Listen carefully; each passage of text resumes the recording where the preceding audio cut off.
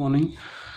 आज हम इस वीडियो में a प्लस बी प्लस सी के होल स्क्वायर पर एक और क्वेश्चन करेंगे, लेकिन ये उसका थोड़ा रिवर्स टाइप का है। यानी अब तक हमने विस्तारित रूप निकाला उसका, अब विस्तारित रूप दिया हुआ और उसका हमने गुणनखंड लिखने की राशि, यानी दायां पक्ष तो दे रखा है और बायां पक्ष निकालना है। तो यहाँ पर आप देखेंगे जैसे क्वेश्चन है, ये 5th का सेकंड पार्ट है आपकी बुक में। 2x square plus y square plus 8z square minus 2 under root 2 x y plus 2 root 2 y z plus minus 8xz, ये आपका है। तो आपको सबसे पहले ये देखना है कि तीन जगह स्क्वायर सा दिख रहा है और अलग अलग है, तो जाहिर सी बात है a square plus b square plus c square की फॉर्म होनी चाहिए। तो यहाँ से आप जब स्टार्ट करेंगे तो आप देखेंगे 2 का स्क्वायर, 2 किसका स्क्वायर है? अंडर रूट 2 का स्क्वायर होता है। अंडर रूट 2 का अगर आप वर्ग करेंगे तो वो 2 हो जाएगा, ठीक है। तो इस तरह से, और माइनस का वर्ग आप जानते हैं प्लस होता है, तो ये माइनस कैसे आए ये भी आपको मैं आगे चल के समझाऊंगा। लेकिन यहाँ पर आप फिलहाल लिख लीजिए माइनस अंडर रूट 2 एक्स का ये होल स्क्वायर हो गया। यानी अगर आप इसका वर्ग करेंगे तो यही आएगा, इसलिए मैंने इसको एरो लगा रखा है। वाई स्क्वायर तो सिंपल है, वाई स्क्वायर ही रहेगा। ऐसे 8 किसका वर्ग है? 2 रूट 2 का वर्ग है। यानी यूँ कहिए कि आप 8 का वर्गमूल 2 रूट 2 है, तो 2 रूट 2 जेड का होल स्क्वायर अगर आप करते हैं तो 8z स्क्वायर आता है, इसलिए ये इसका हो गया। तो ये a square plus b square plus c square बन गया। अब आपको पता है यहाँ पे जब a square plus b square plus c square है तो यहाँ पे 2ab plus 2bc plus 2ca भी आनी चाहिए। तो यहाँ पे आपने देखिए 2 तो आप अपने सीधे लिख लीजिए, फॉर्मूले में आता है।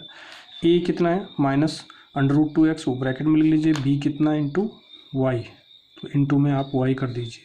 इस तरह से आपका 2ab बन गया ये, प्लस 2bc, बी कितना आपका y, भाई हम बता चुके हैं ना यहाँ पे कि a कितना होगा जो इस कोष्ठ में है, जो a है, ये कितना है? b है, और ये कितना है? c है, और इनके स्क्वायर हो रखे हैं यहाँ पर।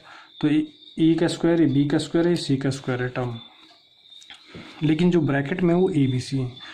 तो अब आप 2bc लिख रहे हैं तो 2by है, और c कितना है? 2 रूट 2 जेड, तो यहाँ पे 2bc लिख दिया, प्लस 2ca, c कितना है? ए कितना है? 2 माइनस रूट 2, और सी कितना है? 2 रूट 2 जेड, आगे पीछे लिख दिए, उससे कोई फर्क नहीं पड़ता। तो अब आप देख लीजिए, अब माइनस रखने का रीज़न यहाँ पर हमने इसी को क्यों माइनस लिखा है इसका आप ध्यान देंगे, क्योंकि ऊपर आप देख रहे हैं कि एक तो ये वाली पद नेगेटिव और एक ये वाला पद ऋणात्मक है। यहाँ ऋण आया है, यहाँ ऋण आया, तो इन दोनों के ऋण होने का मतलब जो इनमें कॉमन है, ऐसी चीज़, ऐसी चर राशि जो इनमें कॉमन है वो ऋण रही होगी, तभी ये ऋण हुई, क्योंकि बीच वाला नहीं है, इसका मतलब वो वहाँ नहीं है। तो इन दोनों में जो कॉमन है, क्या कॉमन है? यहाँ x है, यहाँ भी x है, तो x वाला पद जो है ऋणात्मक रहा होगा, तभी ये ऋणात्मक हुई, और यहाँ x वाला नहीं इसलिए धनात्मक हो गया।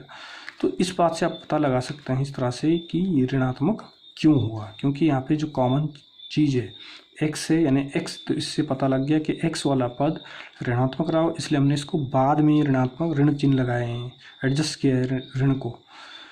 तो इस तरह से आप इनको फॉर्मूले के अकॉर्डिंग ढालेंगे, क्योंकि a square plus b square plus c square plus 2ab plus 2bc plus 2c आपके पास फॉर्मूला ऐसा है।